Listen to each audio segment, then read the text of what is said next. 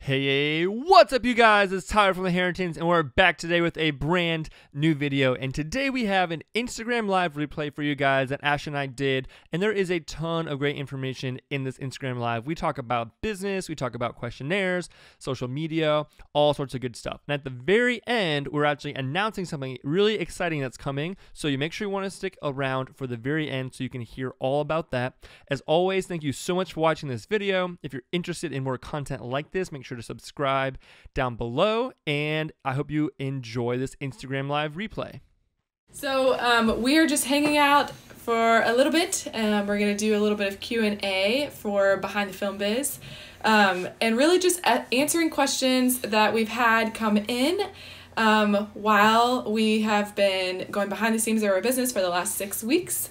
As well as we really want to answer some of you guys' questions. If you have specific questions for, you know, like behind the scenes of our business, things that we do in our business that you're interested in or that you have questions about, we'd love to answer your questions as well. Yes.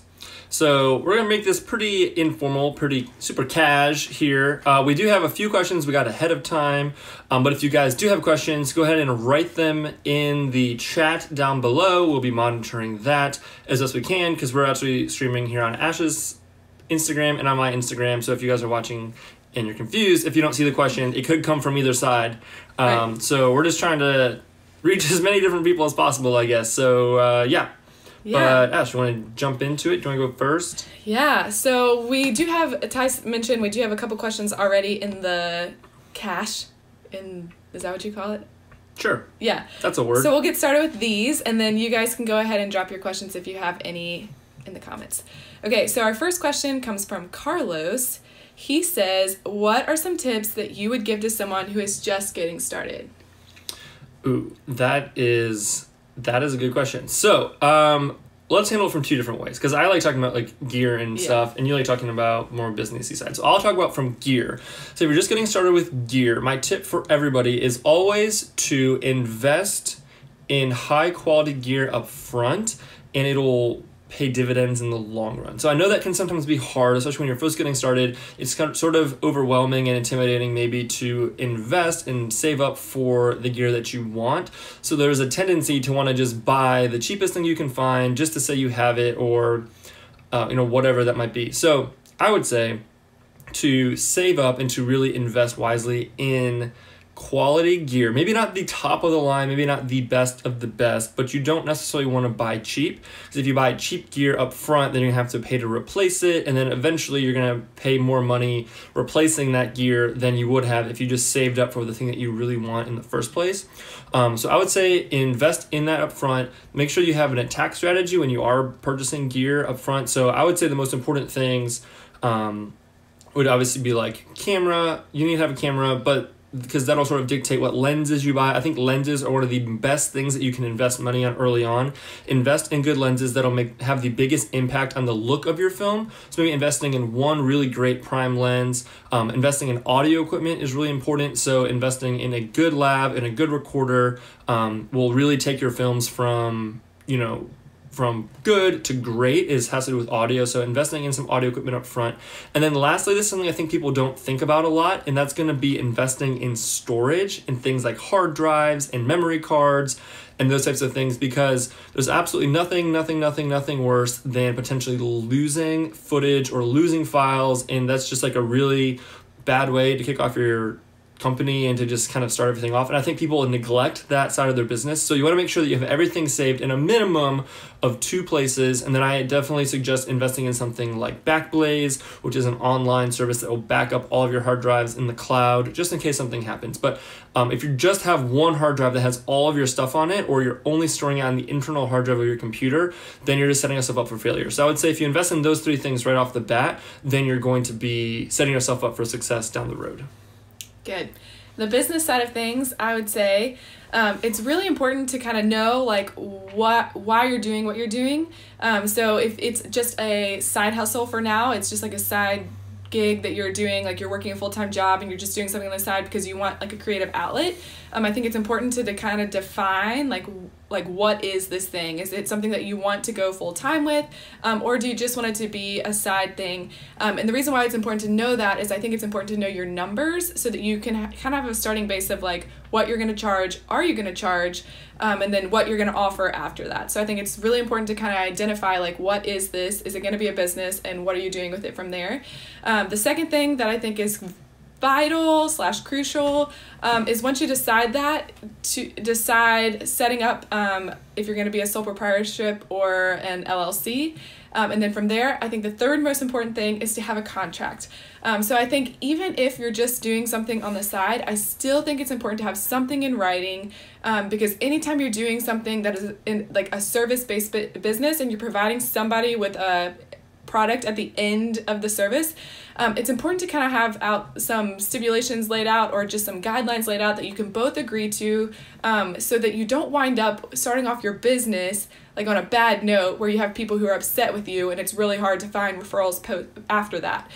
So really think it's important to kind of identify like, what is this thing that you're doing? Do you want it to be a business? To make it legal, like legally legit by having it as a sole proprietorship or an LLC. And then thirdly, to have a contract, just something in writing that kind of identifies, you know, like what are the stipulations that you're both coming into as you provide this service. Yeah, and starting off on the right foot. It's one of those things where it's kind of a catch-22 because you want to say just like go out there, like you want people to just like start the business, get out there, just start making stuff, and everything will sort of fall into place. And that's definitely true to a certain extent. But once you get to a point where you are charging money and you do decide you want this to be a business, it's really important that you set those foundational things like having a contract, having a plan, having the right gear sort of from the foundation. And that'll help you when you do start to grow. It'll make it so that you can actually grow and build, as opposed to growing a little bit and getting to a point where your foundation is so rocky that things kind of start to go kind of crazy once you start picking up some momentum. So setting all those things up from the beginning, which again is sort of a bit of an investment and a bit of, you know, it's not so much fun to talk about LLC and all those sort of things, but doing it well up front will set you up for long-term success as opposed to the immediate success or maybe the immediate like spark of not having to spend that $500 on a contract. It seems like it would be a lot more fun to spend that on something else, but it could end up coming back to get you in the end. So yeah, good tips, Ash. All right, so our next question. So if you guys are just now joining in, go ahead, and if you have any questions about business stuff specifically, but just like filmmaking in general or running a business in general, go ahead and leave those in the comments, and we're going to be answering those. And we also do have some questions here that we're going through if you're just now joining. Yes. Just an update. Okay, next question is, what is one pitfall in the wedding film industry to watch out for? Do you want to go first or want me to go first? Yes. So I think one thing that's really hard / easy to buy into is feeling like you have to have the best of the best gear. So like anytime something comes out, feeling like, oh man, like I need that, I have to have that. So I think it's so easy to get wrapped up in having the best gear or the best this or the best that, and then the newest or the newest, and neglecting like actually learning how to be proficient with what you have, because you can still make great films with a camera body that shoots video, like that isn't a cinema camera. You can still make great films, and you can still make great films with like the basic lenses or the basic audio. You don't need this like crazy thing, or you don't need the special tools like a gimbal or a slider or anything like that. You can still do great work with what you have, and so I think it's easy to neglect being proficient in what you have, and just feeling like you always are like racing to catch up with like the next thing. And we are big believers in investing in education over investing in like super outlandish gear. We think there's definitely, you know, there's obviously a need of when you need to move up, like if your camera's super old or things are broken or something like that.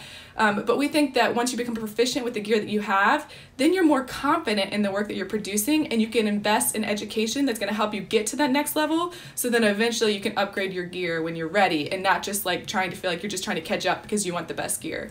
Yeah, and I think a common misconception is that if you get newer gear or better gear, or if you start shooting in 4K or whatever, that you're going to be able to charge more money and that you're going to have more clients, and that the reason you don't have clients is because you don't have the right gear or whatever. And I think that's a really easy pitfall to fall into. And I talk about gear a lot because it's something that I just really love talking about, and I love researching gear. But I think that because of that, I think a lot of people in the wedding film business have that same sort of tendency. I think that gives the impression, especially to people who are just getting started, that, oh, it's all about that, and that's really, really important. And like I said before, like obviously you need to have the the right gear to a certain extent, just in order to cover those baseline things. But I think it's important to invest in the right gear and to not fall back on that as a crutch, to think that like once I get that new camera, then I can raise my prices, and once I, if I start living in 4K, I'm going to have all the clients. Like, no, it doesn't really work that way. Your business is really worth investing in, and learning how to run a business well and learning how to run your business strategically and successfully is way more important than buying new gear. And it's going to get you way more business, and it's going to help you be sustainable longer than buying that new camera. I'm not saying you shouldn't buy new cameras or new lenses and things like that, but you should have the right reasons for doing so. Yeah. Buying new gear motivates me to learn. Yeah, and everyone loves buying new gear. Like, it makes you want to like go out and shoot sometimes. Sometimes having new gear, and gear can get old really fast. As soon as you get that new camera that you've wanted forever, it seems like you kind of it just becomes eventually, after a week or two or maybe a couple of months, it's just like another piece of gear that you have. It's just another, and then you want the next big thing and the next thing and the next thing. It's this never-ending cycle. But it's really important to learn how to use the gear correctly. Yes. All right, so the next question is, how do we decide what to gift to our couples?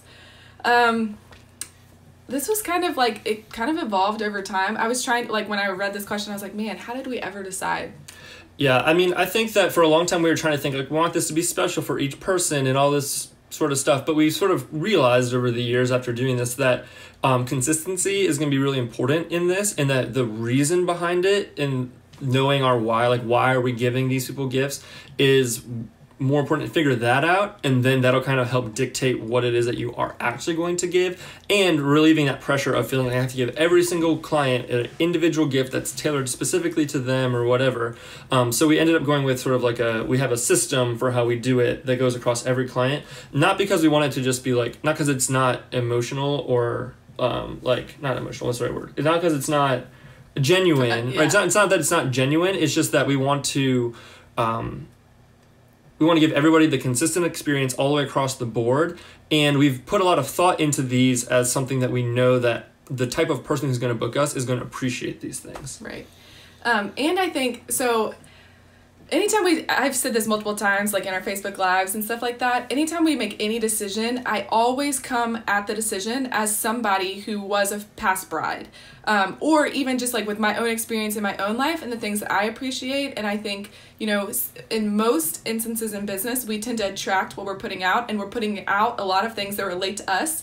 And so I think gift giving, it's one of my love languages, and I like legitimately like love it. Like, I really, really do love it. But I'm also very practical about it. Like, I don't want to give a gift that I'm like, they're literally going to throw this away, or it's going to sit on the counter, or it's going to be in a shelf, or they're not going to value it. I want to give them tangible things that they actually want, or that they can enjoy alongside of watching their film. And we have our business is built around 3 main ideas. We want to celebrate our couple, we want to connect with our couple, and then we want to congratulate our couple at the end. And so our gifts are built around those 3 ideas. So how can we connect with them from the very, very beginning? How can we celebrate them up until their wedding day? And then how can we congratulate them at the end? So I think when you build your gift giving around an experience and it feels natural, it doesn't feel like you're pushing or you're trying to like woo them because they've already paid you the money. I really do think it like changes your perspective, and it becomes something that is like an overflow of the experience, and it's not something that's super expected. So yeah, I think you have to sit down and figure out like, what do you value, what do your couples value, and what would they appreciate in the gift. And then like my little aside is just, don't give them something that's going to be thrown away, sat on a shelf, or something that they're like, I wonder what I'm supposed to do with this. You know what I mean? And it doesn't have to be expensive necessarily to be a good gift. I think that's a common misconception as well, that you have to spend a ton of money for this really fancy package thing that smells good or whatever. Like all this, it has a million things in it. And those are great for, depending on your brand and who you're trying to reach. But for us, we think it's like the little things and the heart behind it that's more important. So I would use that. And then, do we want to talk about the percentage? Yeah. So we view our gift giving as, we don't really spend money on marketing. We don't spend money on a lot of ads. Any sort of ads we run through Facebook are mostly for, we'll sometimes boost posts, but for the most part, any ads we're spending is really education based. Like, we don't really spend a ton of money advertising as wedding Filmmakers. We don't have magazine ads or anything like that. So the money that we would normally spend on like quote unquote marketing, we're taking that and we're investing it into our couples and into their experience, because we think that happy clients will result in word of mouth marketing, and it just kind of helps keep everything churning for us. So we see that as a much better investment than spending money on something like The Knot or Wedding Wire or any of those things, especially just kind of where we're at in our business. So that's kind of how we view the gift giving and how we can justify the money that we do spend on it. Yeah. Did you say the percentage? No, I was going to do it. You just say it. I don't remember what it is. 10%. Yeah. I don't remember either. You're the worst! That would happen. So we would... What was it, say 10%? We think that spending 10%, so whatever your package price is, take 10% of that and spending that on the client gift is kind of a good, just like starting place. Like you can kind of use that as a good leaping off place. So you have like, I don't know how much to spend. How much should I give them? Obviously, like if you are charging less money, it may not make as much sense for you to be giving them 3 or 4 different gifts along the way, or spending as much money as someone who's charging $4,000 or whatever. Like you've got to kind of make sure that it fits within your marketing, and that you also are making sure that you're not giving away all of your profit in the gift, right? Because obviously you want to get more. Well, actually, if you're just starting off, that may not be a bad idea, because you want to be building your business. Yeah, but you need to be consistent. You just need to be aware of what you're doing. But anyway, so that's our spiel on gift giving. Ash loves giving gifts. She seriously, it's a gift and a curse, right, Ash? Yeah. A follow-up question to this could be like, how do we do it? So we send out a gift as soon as our couple books us. And then a month before their wedding, we send out a date night just for them. And then when we deliver their film, we send out like a celebratory, like, cheers to the newlyweds to watch their film alongside opening their gift. And one pro tip that we learned the hard way, it is actually illegal to ship alcohol in the mail. Yes. Just so you know. Because I think a lot of people we'll send like a, wine or whatever, my favorite this or that. Just so you know, in case you're curious, it's technically against the law to ship alcohol through the mail, unless, so we would suggest using something like wine.com? Yeah. To ship it. Drop ship it, because that's legal. Yeah. Yeah. Just so you know. So you don't send 2 years worth of bottles of Mooney champagne. Oh my gosh. Illegally. Oh. Oh. That's Caroline Fox. That's our lawyer. She's talking about hand delivering alcohol. She's good. Yes. Good. Okay. So the next question, how funny, comes around the idea of contracts. So we talked about Caroline is here to correct us if we are mistaken, off base on anything we say here, yes. We talked about this on our Facebook Live a couple weeks ago, specifically about 3 things that we recommend having in every single contract. And I'm going to just re-highlight those in case you didn't see our Facebook Live. One is to have both the bride and the groom to sign the contract. It is vitally important, especially if something were to happen, like, if their wedding was to be called off, or after the wedding, if there was like a dispute between the two of them or something like that. For some reason you didn't get paid all the way and you're like trying to chase down dollars. We really hope that that's not the case. We really highly recommend to collect all of your payments before the wedding, before the event happens. Well before. At least a month before.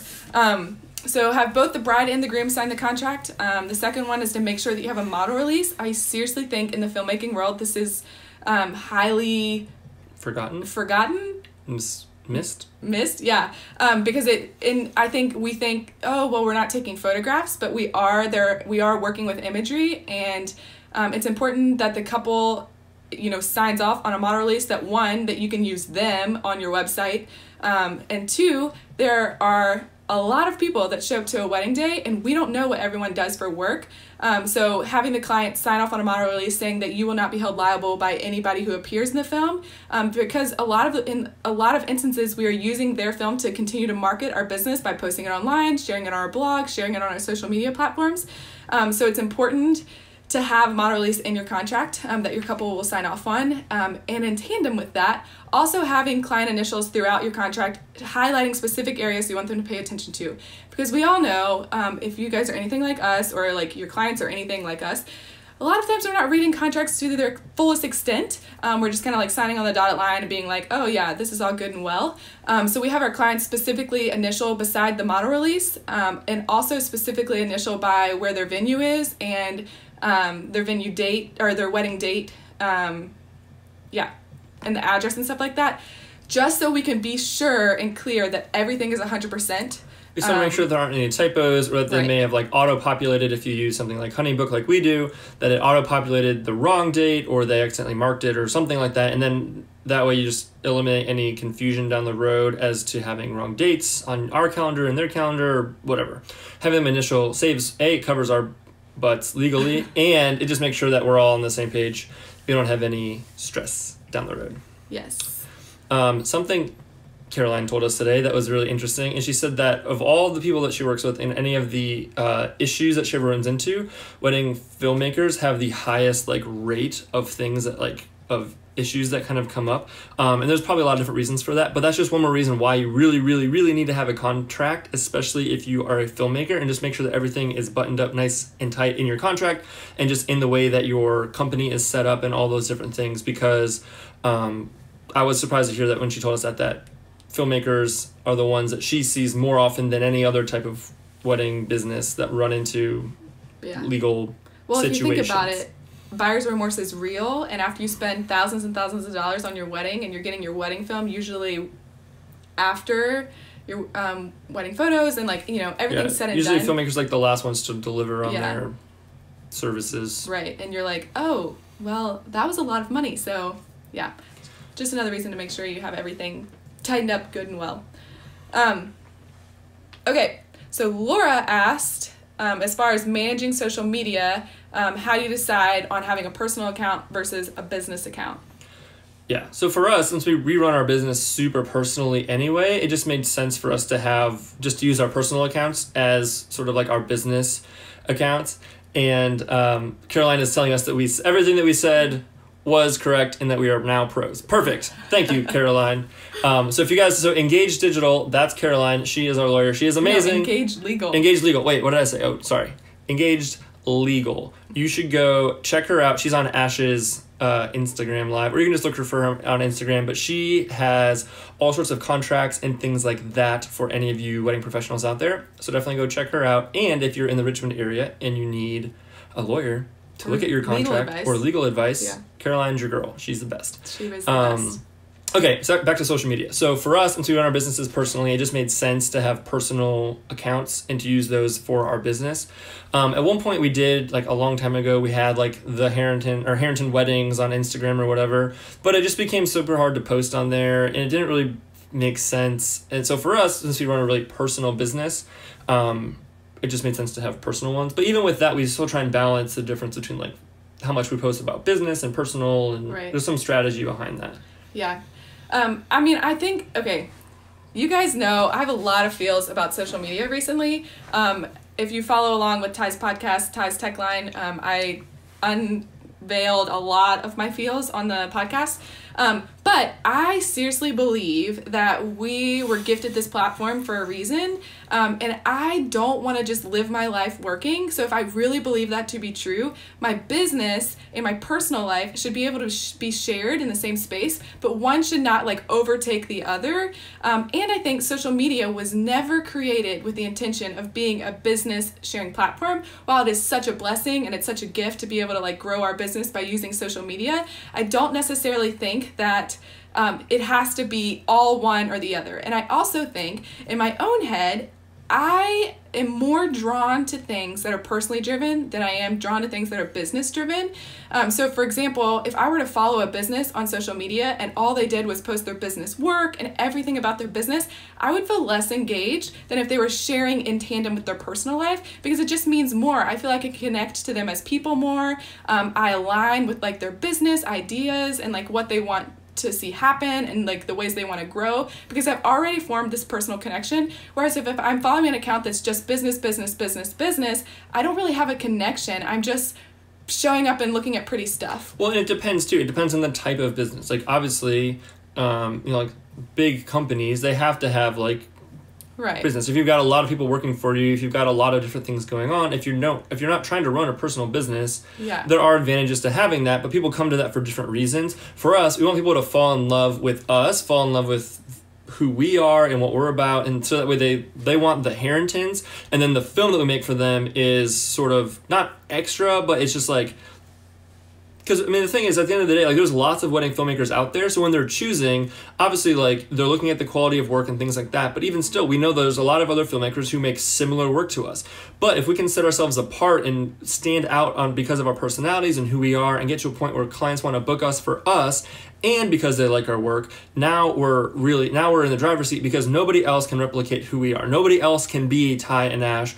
Only we can do that. And sometimes we can really even do that. So it's just a different way of approaching things. So it's not saying that having a business account is bad, and that if you run like a business account for your business, like that's a bad thing. It just depends on the type of business. But for us, wanting to run very personal businesses, wanting people to fall in love with us, it just makes sense to just use our personal accounts for our business and vice versa, because honestly, they are one in the same, and we kind of want people to connect with us in that way. So yeah. And last thing about social media is, if you are running a personal business and you have your business separate from your personal account, you're kind of hoping that a client will find you on one and eventually find you on the other. So like if they find you on your business page, they know about your business and they're probably identifying with your business work, but there might be missing that personal connection. And unless you have your personal account somehow identified on your business page, they'll never be able to find your personal page, so they'll never be able to know that you're running your business personally and want to connect with them. I feel like it creates more hindrances than that. But I think it also comes down to using the different platforms strategically, because each platform has a different target audience, and each platform is going to be used more effectively for certain things. Like Instagram stories for us is one of the best ways we can connect with people personally, right? We can put things on there that may not be as professional, that's more real life, those types of things. Facebook is where we do a lot more of our business things, right? It's just people go to Facebook for different things. So you need to really understand each of the different social media platforms and use them accordingly, because that's going to really impact the way that you use them and the way that you're able to still become, like, obviously, like Instagram stories, I feel like people don't expect that to be as professional as our website or our blog or things like that. So you just want to make sure that you kind of understand the way that people are going to be finding you and understand the context of these different social media platforms, and then using them strategically and accordingly. And then you're like professional where you need to be professional, like obviously in your contracts, like, and all those different things, you want to have, those don't need to be all buddy and fun just because like that's your personality. Like there's a time and a place for everything. I think that figuring out how to use each platform strategically is going to be really important. And just giving potential inquiring clients less hurdles to have to jump through in order to get to know you, if running a personal business is really like your main goal. Yeah, and you want to make sure that no matter where somebody finds you, that they're not too far away from connecting with you and potentially inquiring with you, right? So Instagram, all those things, we still strategically have like strategic links in our bios of our Instagram that are business focused and business specific, but it doesn't feel overly like businessy and pushy and salesy. So cool. Yeah. All right, we had a really good question over here that I want to hit on really fast. So Morgan says, basically the question is, what's your opinion on S Corps versus not being an S Corp? Any thoughts or information to review? Okay, so that's a really great question. Again, I always preface pretty much everything I say with, we're not CPAs and we're not like, obviously like financial professionals, but we are an S Corp, and switching over to be an S Corp saved us close to like $10,000 in taxes the first year and probably every year since. But it's hard to say because it kind of varies based on your specifics and based on your financial situation. So those CPs that you met with, if 2 out of 3 said to be an S Corp, then that's if they looked at your books and they looked at all your information. Told us to elect. Strongly against. One was strongly against. Okay. I already read it. Yeah. So if they told you to be an S, 2 of them told you to be an S Corp, that's probably a good indication that you should be. If there's even a debate, then it's probably a good idea. Essentially, I'm going to explain it in like the most like layman's terms possible. So basically what happens is, by becoming an S Corp, you're separating your business taxes from your personal taxes under an LLC. An LLC is a legal differentiation, so it has absolutely nothing really to do with taxes. That's more about legal status and things like that. So an S Corp is actually separating you from your business, and your business becomes like a separate corporation. And then so that your business is making all the money, and then your business is paying you as a person a salary. So you're getting a salary from your business.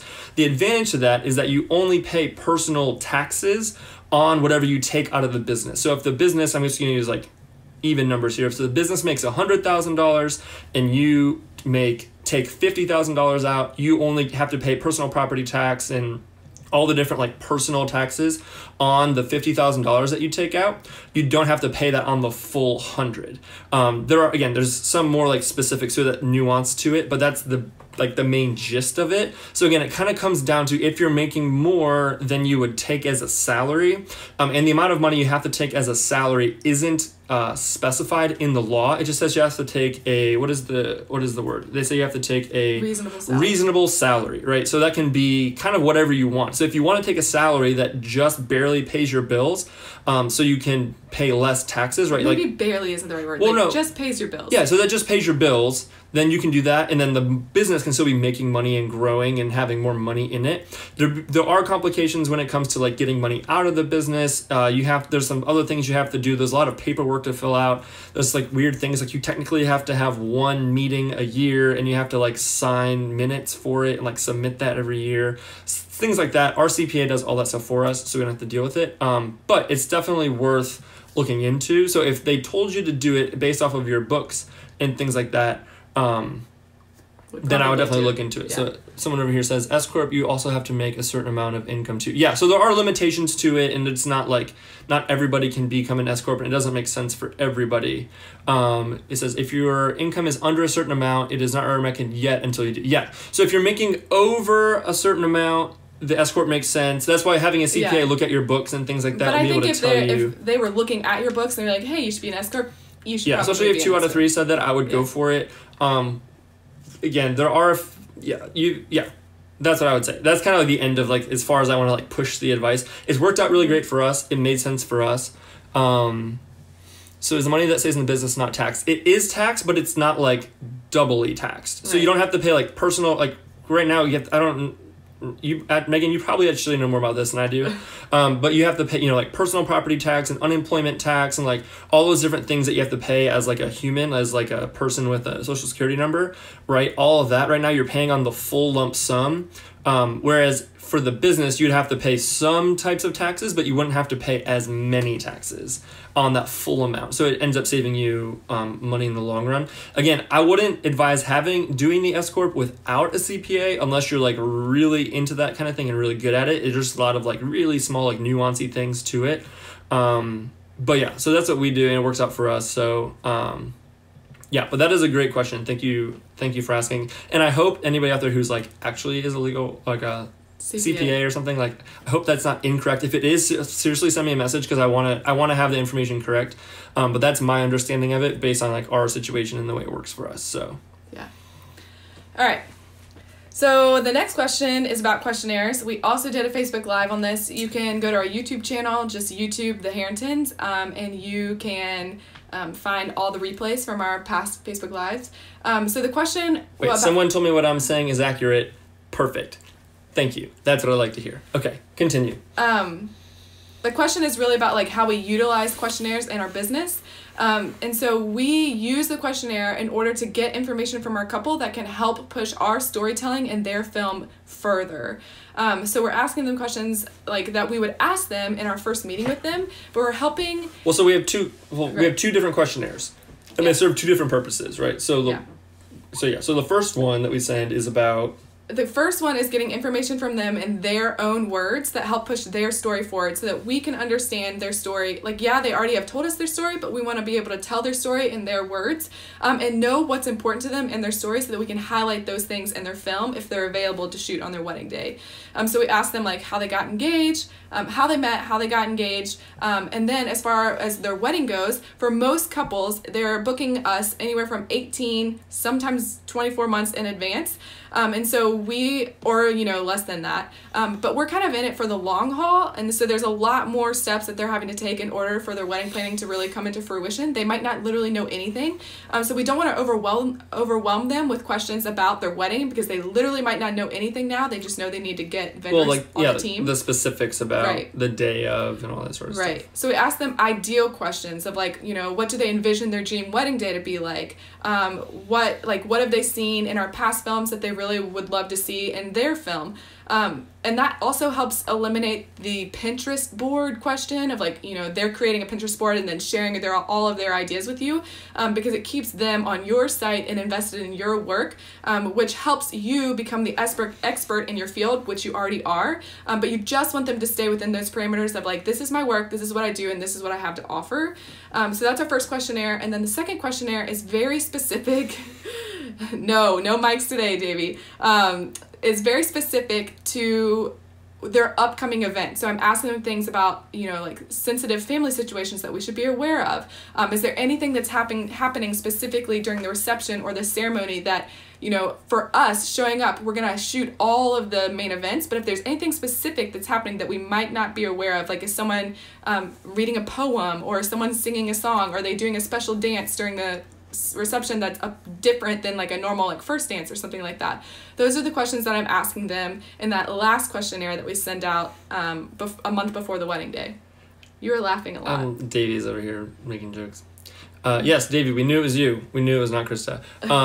So that's super important for me on the wedding day, so I know what to capture, because obviously the main stuff to capture on a wedding day, but it's those little things that you don't know about that can be sort of stressful, and it makes me just nervous sometimes that I'm gonna miss something important that I just didn't know was important, or there's a really important table with picture frames on it that's tucked away in the corner of a reception that I never went over there, and I never saw it, so I never got any shots of it, but it was the most important thing to them in their entire wedding, right? So if we ask them those questions ahead of time and we figure out all those things, then at least we can be looking for it, we can plan for it, and we can also look at the schedule and know accordingly. If the surrounding area, something is really important, just the more information we know, the less surprises there are, the more we can be prepared and plan for it on the wedding day, and plan accordingly. So we ask all those questions, a month before? 2 weeks before? That second questionnaire I sent out a month before the wedding. Before the wedding, yeah. Because at that point, they have a finalized timeline, and then, they already have all their vendors in place. Everything is, ready to go by at least a month before the wedding. Right, and then that way they almost always have the information that we need, or if not, then they know they need to try and find it. And they are most likely to respond a month before the wedding, because they have 4 weeks to get information to you, whereas if you're sending stuff 3 months out or 4 months out, it doesn't feel like it's vital information to them yet, so they might be less likely to respond to your emails and stuff like that. But 1 month out, only 4 weeks left, things are starting to really kick up into pace, and so they need to get stuff done. Right, and they know that they need to respond pretty timely because you need to know it's coming soon. Yeah. Cool. Someone asked if we're using the phone holder. We are not using the phone holder. Honest we buzz, should have been. I might return it. It was $10. It's a little unstable. It just I love the idea of being hands-free. I hate the idea of if I'm holding it like this and I want to back away, that it's this until it slows down, and then I'm oh my gosh, I have to hit the button again because it's already passed. So we are not using it today. It's literally propped up against the computer screen. Yeah, that was Ashley's toy purchase for the month. She decided to get that on her own. It was in another Amazon package. Someone asked if that was my toy for the month or Ash's toy for the month. And that was Ash's toy for the month. But it might go back. We'll see.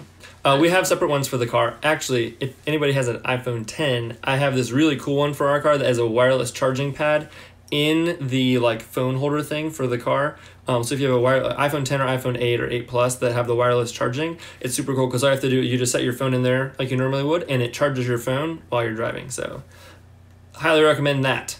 Yeah. Let's see here. Cool. Okay, is that all of our questions, Ash? So the last question, I didn't write it down, but the last question that we had was, how do we create a personal experience through our business? Well, how do we create our experience to be personal? Well, there's a lot of things that. So I guess I'll kind of start, and you kind of just fill in the gaps. The first thing I would say is by by putting out personal things, people will be more personal back. So by sharing our lives on social media and doing things, Insta stories like we talked about, which seem sort of not pointless, but they don't necessarily seem so intentional at the time. And it's not everything that we do is like very, it's not always being strategic, but just by being ourselves and sharing our life on social media, people can connect with us and share with us. Like people right now are asking us about Ash's phone holder or whatever. Like people know that we bought these things because we share with them, and they feel like they know us, they feel like they know who we are. So by putting that out, people who don't even realize, like you never know who's watching. That's the other thing I forget sometimes about social media, which is a good thing and a bad thing sometimes, but you never know who's watching. So just by putting yourself out there, people could be following along with us for months or years, just knowing everything about us, and they feel like they know us really, really well. So when they get engaged or whatever, it's time for them to get married, or a friend, they feel like they already know us and they want us because they feel like they know us. So, but that only can really happen if we're willing to put ourselves out there.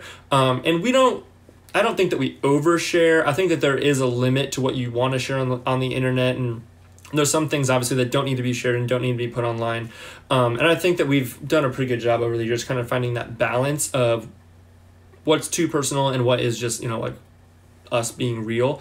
So I think there is value to vulnerability, but I think there's also the value to keeping things, off of the internet to a certain extent. But that's one thing that we do. And then another thing that we do is we just really care about our couples, and we really care about building that relationship. We don't want to show up on a wedding day having never met someone, or just, being a contracted employee who's just there to fulfill a service and go home. Like that's not what we want for our business, and that's not what we want from our life, really.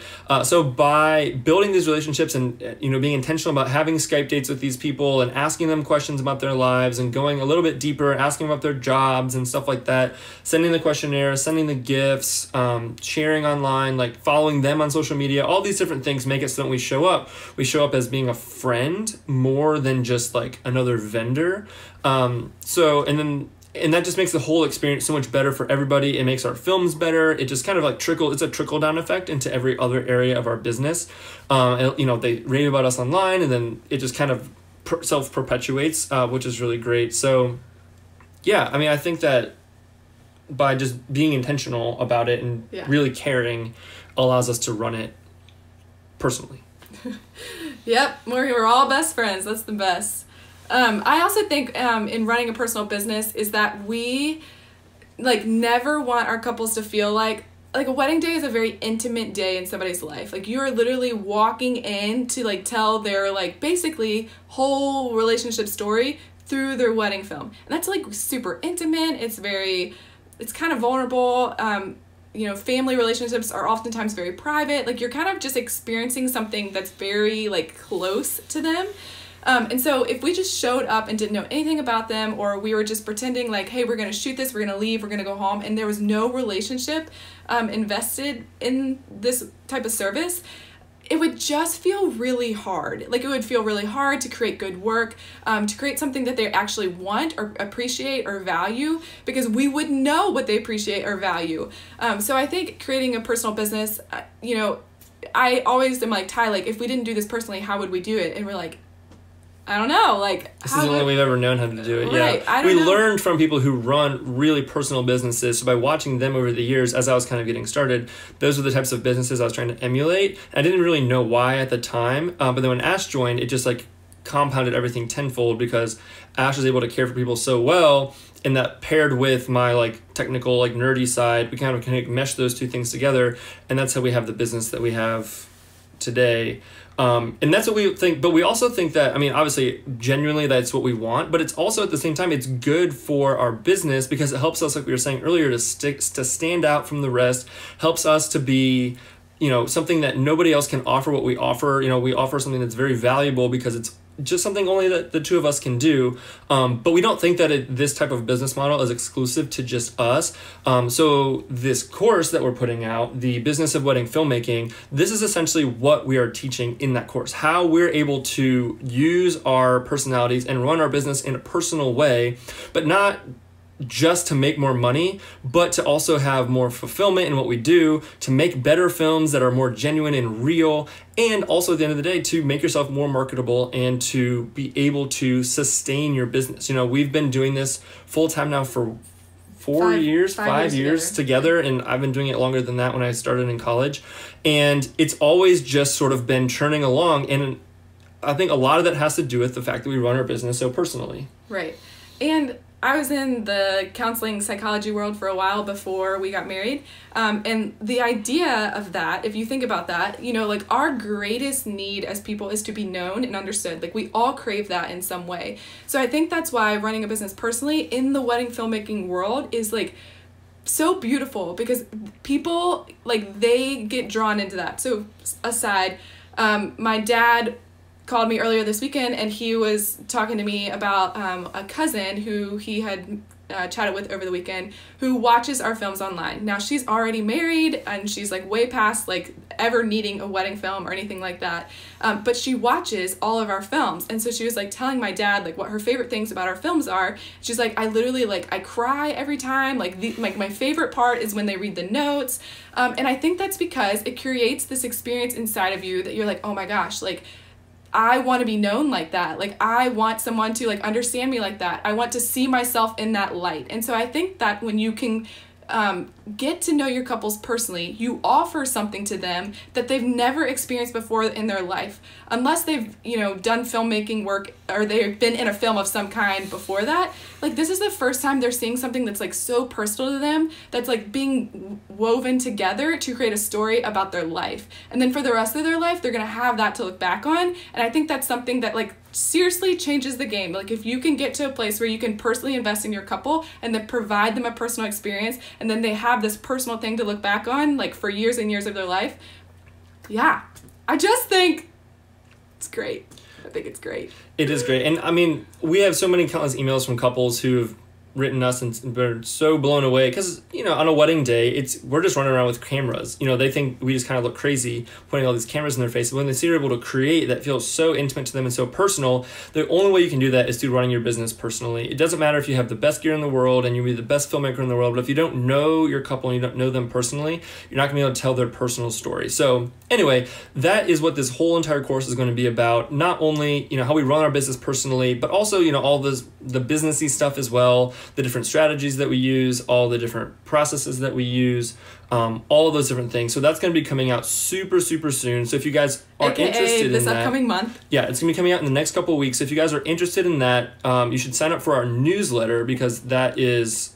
If you go to our link in bio, it'll say at the bottom, like, sign up for our list, and then you'll be the first to know when our course goes live. Right, and we don't want... This is one of those things, we don't want to sell this as, like, it's so salesy, and, like, we want you to buy this and all this stuff. Like, we honestly think that the way we run our business is allowed us to be so fulfilled in what we do and have so much joy and bring so much joy to our couples that we want you guys to run your businesses that way as well. So if nothing else, we think that this will be really impactful for you guys. If anybody's out there and you just feel like you're stuck in this rat race and you just can't get out of it and you just want to be able to connect with people and have these meaningful relationships and make films that matter, then we think that this is really going to help you do that, as well as run a successful business and start your business off on the right foot from a legal standpoint. Like all those different things all kind of like round up into one. So, and to give you the freedom to like be confident in like the foundation of your business, and you know that you're doing all the legal things, all the financial things, all of the systems, you have everything in place to free you up to create this personal business that you want to have. Yeah, so that's coming out soon. We're super excited about that. Go sign up. If you haven't signed up, sign up for the email list. If you have any questions, send us a message.